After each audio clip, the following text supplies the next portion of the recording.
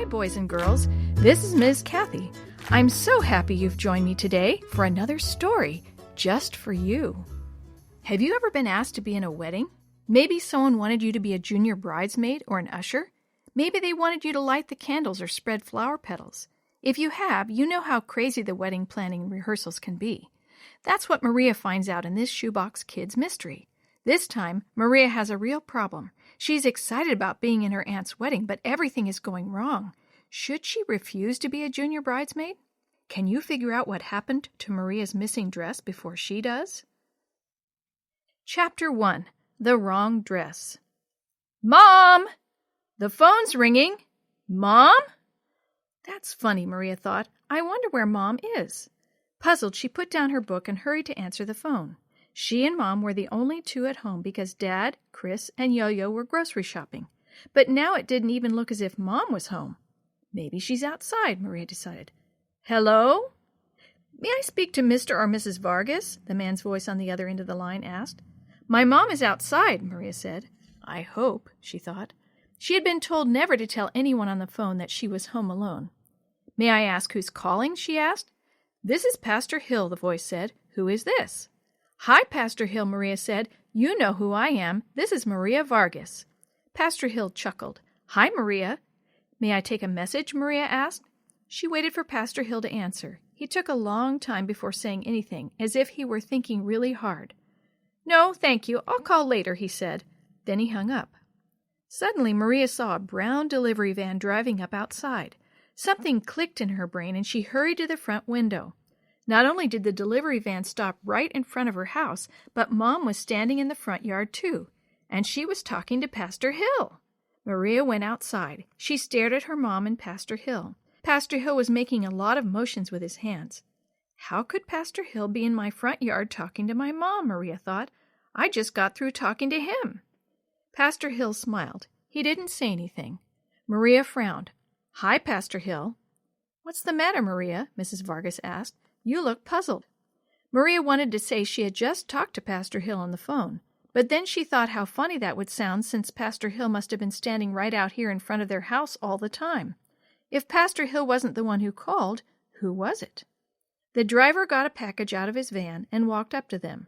Maria had almost forgotten. It's here! It finally came! What's here? Mrs. Vargas asked with a knowing smile. My dress, the one I get to wear for Aunt Angelina's wedding, Maria squealed. The delivery driver handed Mrs. Vargas a box. Will you please sign this? He asked, handing over a clipboard. Maria watched her mom sign her name. Then she waved goodbye to the delivery man as he walked back to his van. Can I go try my dress on right now, Mom? Take it inside, and I will be there as soon as I can, Mrs. Vargas said. Maria went inside and set the box on the dining room table. When Mom comes in, I'm going to tell her about the mysterious phone call, she decided. It seemed like hours, but it was really only a few minutes before Mrs. Vargas came back inside. Maria had been concentrating so much on the box with her dress in it that she forgot all about the phone call. She didn't even realize she was impatiently tapping her fingers on the table. I'm hurrying as fast as I can, Maria. I know, Mom. I'm just so excited. I mean, I've seen the dress in the catalog picture Angelina showed me, but it's just not the same as being able to touch it and put it on. I want to see how pretty it looks on me. Mrs. Vargas smiled. I'm sure it will look just beautiful on you, Maria. Mrs. Vargas slid a small knife along the taped ends of the cardboard box. Soon she pulled up one flap, then another flap. Maria leaned over the box as far as she could.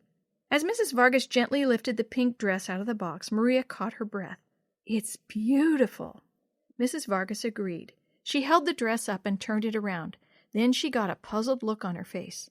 I wonder... Maria waited breathlessly for her mom to say what it was she was wondering. Stand here, Mrs. Vargas said. Maria moved over in front of her mom. Mrs. Vargas held the dress up to Maria's shoulders. She pursed her lips and studied it carefully. You had better try it on, Maria. Maria saw the concerned look on Mom's face. What's wrong? Just go try on the dress, Maria, Mrs. Vargas insisted. Maria took the dress and went upstairs to her room. She quickly slipped the dress over her head. Then she looked at herself in the mirror. Oh, no, she exclaimed. I can't wear this. I'm glad Dad, Chris, and Yo-Yo are grocery shopping, Maria thought as she went downstairs in her bare feet. I don't want them to see me like this. That doesn't look too short, her mom said when she saw Maria. It is too short, Maria almost shouted. I can't wear this dress to the wedding. Why not? It's very pretty, especially on you. Did you look in the mirror? Maria let out a big sigh. Of course I looked in the mirror. That's why I don't think I can wear this dress. It's not long enough. It's not too short, Mrs. Vargas said. It's a modest dress. But it won't be like all the other bridesmaids' dresses. It won't be long and touch the floor. Can't we fix it? Maria pleaded. I don't want to look out of place. Mrs. Vargas sighed. If we had the time, but since Ben and Angelina moved their wedding up, we just can't. Their wedding is just 2 days away. Maria plopped down on one of the dining room table chairs and rested her chin on the palms of her hands. I don't want to be in the wedding. Mrs. Vargas smiled. It won't be as bad as you think it will be, Maria. Why did Ben and Angie have to make their wedding so soon? Maria wanted to know. If they were getting married on the 4th of June like they were supposed to, we would have time to fix the dress. Mrs. Vargas picked up her dust rag and started dusting the living room. Because Ben has been called to be a pastor in Idaho. They need a pastor right away, and both Ben and Angie wanted to be married so they can go together. While Maria was sitting at the table, she heard a low, familiar noise come from outside. It took her a second to realize the sound was a car pulling into the driveway.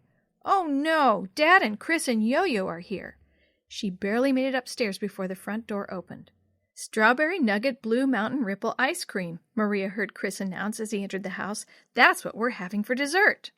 Maria hurried and slipped out of the dress and put her jeans and shirt back on. She brushed her hair because it looked like she'd just pulled a dress over her head. She didn't want to leave any clues that she had the dress. Otherwise, she would have to put it on and let Dad see it. Before she went out of her room, she put the dress back in its box and slid it under the bed. But she couldn't get it out of her mind. What am I going to do? She thought. Then she thought about Jenny and Dee Dee. They would be at the shoebox tomorrow. Maybe they would have an idea. Suddenly, she remembered something. I forgot to tell Mom not to say anything. The story you have heard today is a chapter of the Shoebox Kids, Book 6, The Wedding Dress Disaster, written by Eric Stoffel, edited and created by Jerry D. Thomas, and used with permission from the Pacific Press Publishing Association. If you're interested in any other books published by the Seventh-day Adventist Church, please visit AdventistBookCenter.com or call 1-800-765-6955.